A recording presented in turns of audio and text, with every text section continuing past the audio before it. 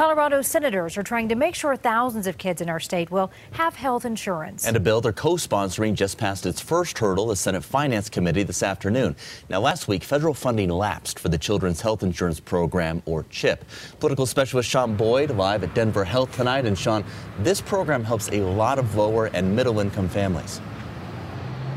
Dominic, here at Denver Health, 7,000 kids a year get health care because of it, along with hundreds of pregnant moms. It has been a widely bipartisan program since its inception 20 years ago.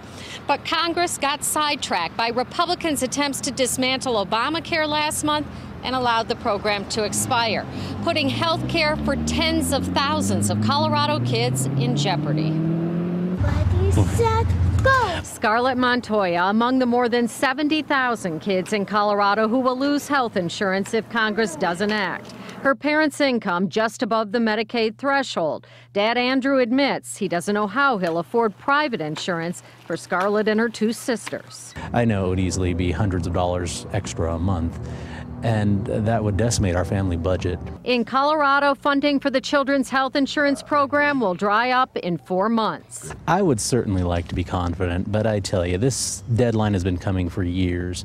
It didn't sneak up on anyone. Congress has instead chosen to play partisan politics. There's still time to act, and we should do it quickly. Colorado Senators Cory Gardner and Michael Bennet, co-sponsors of a bill to extend the program 5 years. This should have been reauthorized prior to September 30th. Unfortunately, it wasn't. That's why I, along with a bipartisan group of senators, have introduced the CHIP bill to make sure that it is reauthorized before the funding runs out in February. If not, thousands of Colorado families like the Montoyas will begin receiving cancellation notices just before Christmas. Late December is about the worst time of year for families to be getting hit with thousands of dollars in medical bills and medical expenses that they weren't anticipating simply due to congressional inaction.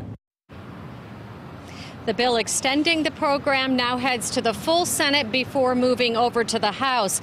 The state is urging families at this point not to panic, but also encouraging them to look into other insurance options on the health exchange just in case. Over the last 10 years alone, more than 400,000 kids in Colorado have benefited from this program at some point in their lives.